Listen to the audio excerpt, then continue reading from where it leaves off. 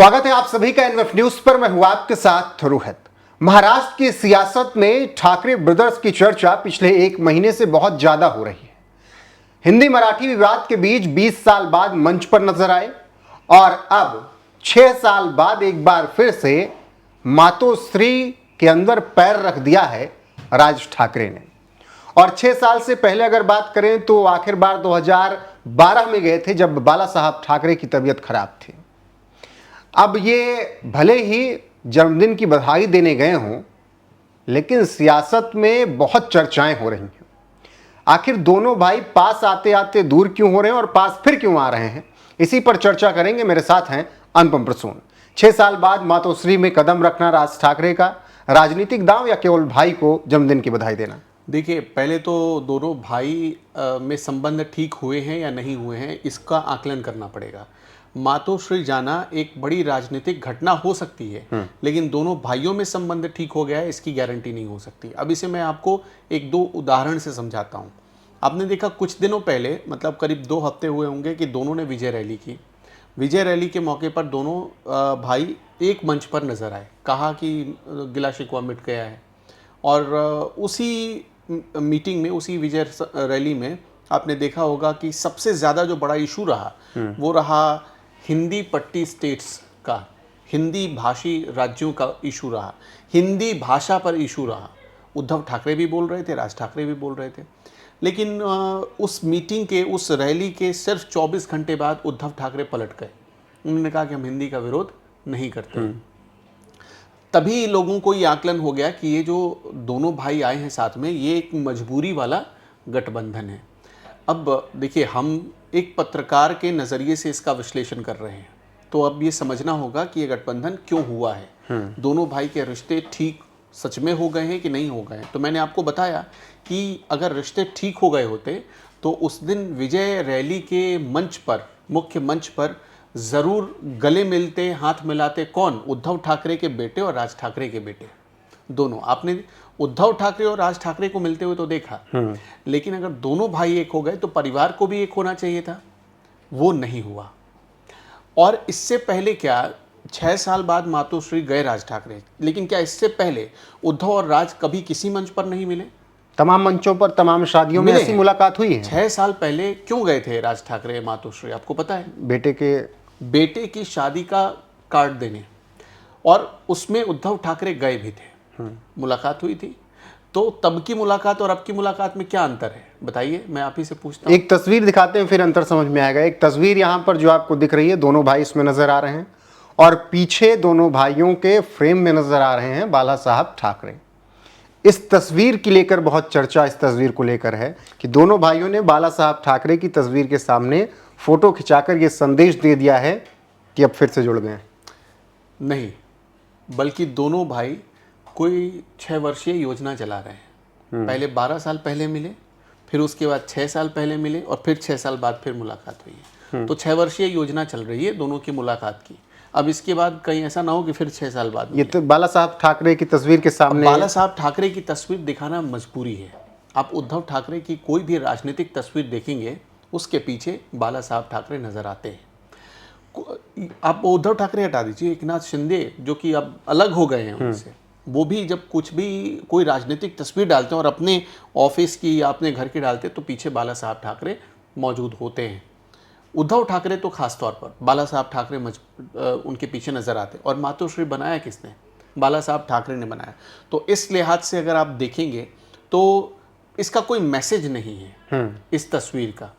राज ठाकरे या उद्धव ठाकरे ने, आप ये कह सकते हैं बाकायदा कि राज ठाकरे और उद्धव ठाकरे ने महाराष्ट्र की पब्लिक को ये बताने के लिए कि दोनों भाई एक हो गए हैं और पीछे चाचा का हमारा आशीर्वाद है, ये दिखाने के लिए भले ये तस्वीर खिंचवाई हो। लेकिन इससे पहले जब कई मंचों पर आप मिलते हैं, आप एक दूसरे से बात करते हैं, मुस्कुराते हैं, मिलते हैं, तो लेकिन आपके संबंध बेहतर नहीं हो पाते। अब सोचिए कि करीब करीब 1 महीने के आसपास होने वाला है विजय रैली का। मातोश्री जाने में आपको 1 महीना लग गया।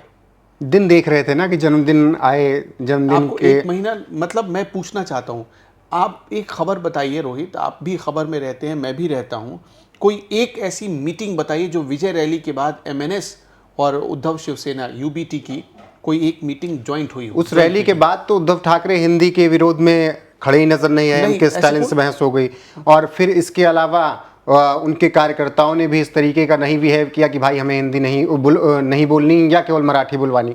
ठाकरे तो अकेले पड़ गए थे उस रैली के बाद। उसके बाद भी उन्होंने मीरा रोड में जब जनसभा की तो वहां पर भी उद्धव नहीं नजर आए। हाँ, उद्धव छोड़िए, अरे उद्धव का ही कोई नेता नजर आ जाता, कोई छोटा नेता ही नजर आ जाता, लेकिन कोई नजर नहीं आया।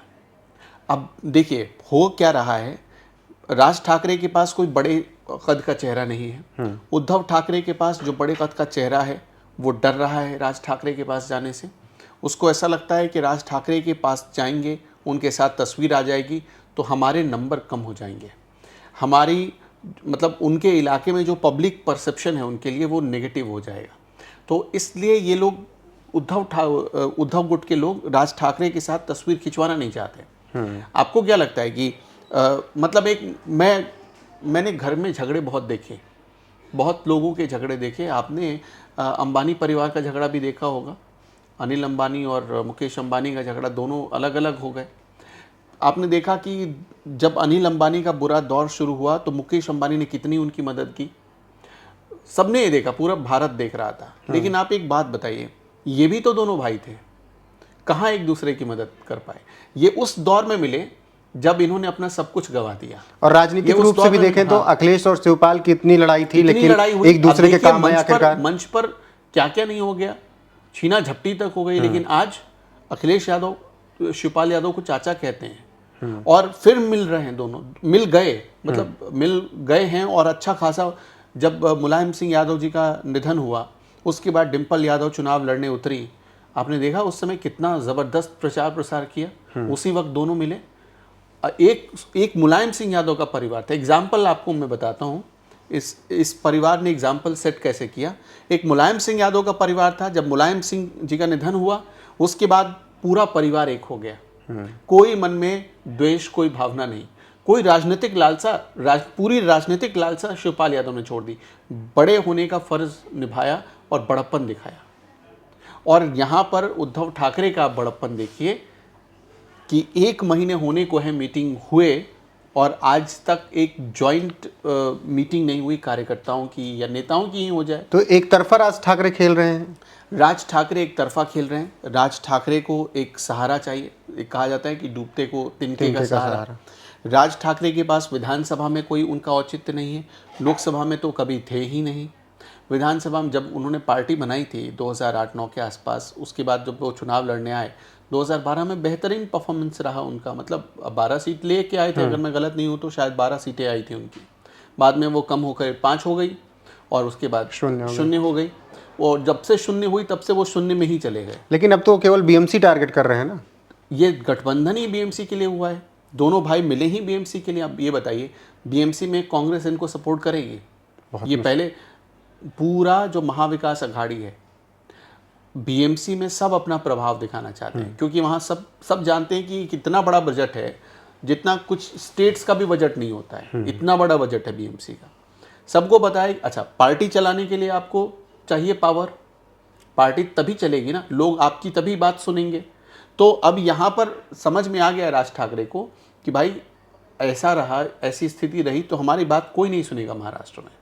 कुछ तो ऐसी चीज़ कर दो या कुछ ऐसा पावर हासिल कर लो जिससे हमारे वजूद को लोग एक्सेप्ट करें। तो उन्होंने एक नया ये दाव खेला। अब सोचिए कि गया कौन था उद्धव और राज में, छोड़कर कौन गया था बाला साहब को? राज ठाकरे गए थे। अगर वो चाहते या उस समय नेतृत्व, आज नेतृत्व स्वीकार करना है, आप अगर उस समय नेतृत्व स्वीकार कर लेते 2010 में, तब तो बाला साहब ठाकरे भी थे, बात भी सुनी जाती है। 2008-9 में अगर नेतृत्व स्वीकार कर लेते तो एक बात बताइए आप रोहित कि क्या आज यही शिवसेना की नौबत होती? आज क्या शिवसेना टूटती कभी? बहुत मुश्किल। तो हुजूर आते आते बहुत देर कर दी। पोस्टर बॉय थे ना उनके। हाँ, हुजूर आते आते कोई नहीं। आप एक बात बताइए, पोस्टर बॉय तो होते थे बाला साहब, कभी सीएम बने नहीं बने। वो जानते थे वो किंग मेकर बनना चाहते थे, किंग कभी बनने की हसरत उन्होंने नहीं रखी। और यही वजह रही कि कभी भी पार्टी नहीं टूटी। पार्टी का एक एक कार्यकर्ता उनके लिए सच्चे मन से समर्पित रहा, बाला साहब के लिए। लेकिन जिस दिन पार्टी के भीतर बाला साहब गए, पार्टी के भीतर पद, मतलब इन दो भाइयों में पद की लालसा आ गई, महत्वाकांक्षी हो गए दोनों। नतीजा की पार्टी खत्म होती चली गई, पार्टी 3 बार टूटी। तब से लेकर अगर आज तक आप ठीक से देखेंगे, समझेंगे, तो पार्टी 3 बार टूट चुकी है। एक तो राज ठाकरे ने तोड़ी, दूसरे में शिंदे ने तोड़ी, और तीसरे में अब आप देख ही रहे हैं कि नेता एक एक करके छोड़ के जा रहे हैं छोटे छोटे हिस्सों में। तो ये जो चीज़ें हैं, इस चीज़ को ना तो उद्धव ठाकरे समझ पाए, ना तो राज ठाकरे समझ पाए। कुछ लोग कहेंगे कि महाराष्ट्र की राजनीति ऐसी ही चलती है। शायद उद्धव ठाकरे को ये लगा होगा कि महाराष्ट्र की उनके सलाहकार बड़े बड़े हैं। एक सलाहकार उनके हैं ऐसे कि रोज वो तो उनको डुबा कर ही मानेंगे। तो इस हिसाब से अगर आप इसका आकलन करेंगे तो आपको समझ में आएगा कि जन्मदिन के बहाने एक पॉलिटिकल पोस्टर निकला है। उस पॉलिटिकल पोस्टर से पूरे महाराष्ट्र की पब्लिक को एक मैसेज पहुंचाने की कोशिश हुई है कि हम दोनों मिल गए हैं। और अब जैसे मैंने आपको बताया कि ये 6 वर्षीय योजना चला रहे दोनों भाई। पहले 12 साल पहले मिले, फिर उसके 6 साल बाद फिर मिल गए, फिर अब 6 साल बाद फिर मिल रहे हैं। तो अब इसके बाद पता नहीं 6 साल बाद मुलाकात होगी। ठीक है। तो क्योंकि बीएमसी का इलेक्शन तो हो जाएगा दिसंबर जनवरी के आसपास, ऐसी उम्मीद की जा रही है।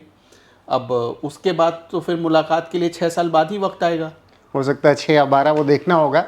बाकी राज ठाकरे ने मातोश्री पहुंचकर happy birthday to you brother तो बोल दिया है, लेकिन हैप्पी कौन हुआ है राज ठाकरे उद्धव ठाकरे में, ये तो आने वाला वक्त ही बताएगा कि बीएमसी चुनाव में गठबंधन नजर आएगा या नहीं।